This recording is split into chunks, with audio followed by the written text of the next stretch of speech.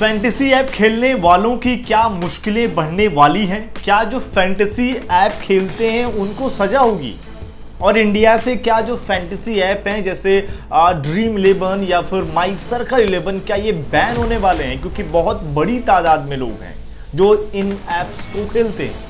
इसके बारे में पूरी जानकारी क्या है कि ये कौन सा बिल सरकार लेकर आने वाली, कब ये लागू होगा, इस पर सजा का प्रावधान क्या है, सारी जानकारी आपको इस वीडियो में बताने वाले हैं। तो सबसे पहले इस बिल की बात कर ले रहे हैं कि जो ऑनलाइन गेमिंग बिल की बहुत चर्चा हो रही है, क्योंकि बहुत बड़ा तबका ऐसा है जो इन फैंटेसी ऐप के जरिए खूब पैसा कमा रहा है और एक बड़ा तबका ऐसा है जो इन ऑनलाइन गेमिंग्स के जरिए बहुत पैसा गंवा रहा है और बहुत ज़्यादा नुकसान होना पड़ रहा है। हमने बहुत सारे वीडियो सोशल मीडिया पर आए दिन वायरल होते देखते हैं जिनमें सबका घर बिक गया इन गेम्स के चक्कर में, इन जुओं के चक्कर में।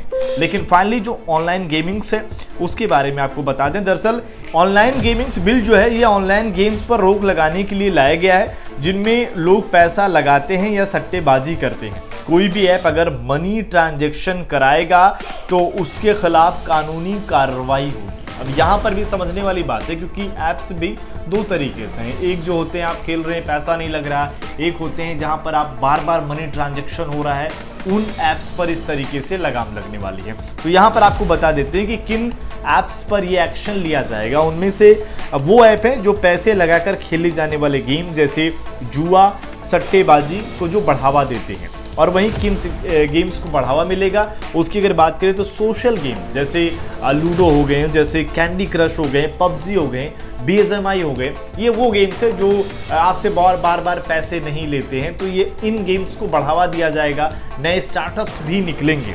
लेकिन यहाँ पर सज़ा की बात करें कि अगर इन ऐप्स में बार बार नियम तोड़े जा रहे हैं तो इस पर सज़ा का प्रावधान क्या है उसकी अगर बात करें तो अवैध गेमिंग प्लेटफॉर्म चलाने वाले को 3 साल की जेल या 1 करोड़ रुपए का जुर्माना लगेगा।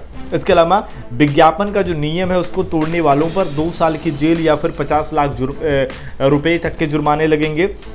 इसके अलावा बार बार नियम तोड़ने वालों को 5 साल की जेल होगी। अब सवाल ये भी है कि क्या जो गेम्स खेल रहा है, जैसे आप गेम्स खेल रहे हैं और ये खबर आ गई आप हिल गए कि भाई जेल तो नहीं चले जाएंगे, ऐसा नहीं, क्योंकि सरकार जो बंदा गेम खेल रहा है उसका ये पीड़ित ले रही है, विक्टिम है वो तो भुगत रहा है कि भाई लालच दे दिएगा कि आप इतने दिनों में इतने मिनटों में करोड़ों जीत सकते हैं, तो वो प्रोत्साहन में आ गया है, इसलिए ऐसे ऐड बार बार चलाए जाएंगे, उन पर एक्शन होगा। तो वो पीड़ित है, उस पर कोई सजा नहीं होगा, बल्कि जो ये खिला रहा है उन पर एक्शन लिया जाएगा। अब सवाल ये भी है कि क्या माई सर्कल 11 जो हो गया, ड्रीम 11 हो गया, इन सभी पर एक्शन लिया जाएगा? अब नियम के हिसाब से अगर देखा जाए तो जाहिर सी बात है एक्शन होना चाहिए, क्योंकि बार बार मनी ट्रांजैक्शन इन ऐप्स में होता है। लेकिन सरकार इसको कैसे देखती है, क्योंकि सरकार को इन ऐप्स के जरिए बहुत बड़ी तादाद में रकम पहुंचती है। अब उदाहरण के तौर पर अगर आप BCCI को ले लें तो BCCI का जो टाइटल स्पॉन्सर, IPL, जो जर्सी का स्पॉन्सर, सारा तो फैंटेसी ऐप वाले रहते हैं और यहाँ पर करोड़ों रुपए अगर आप देखें पानी की तरह बह रहे होते हैं।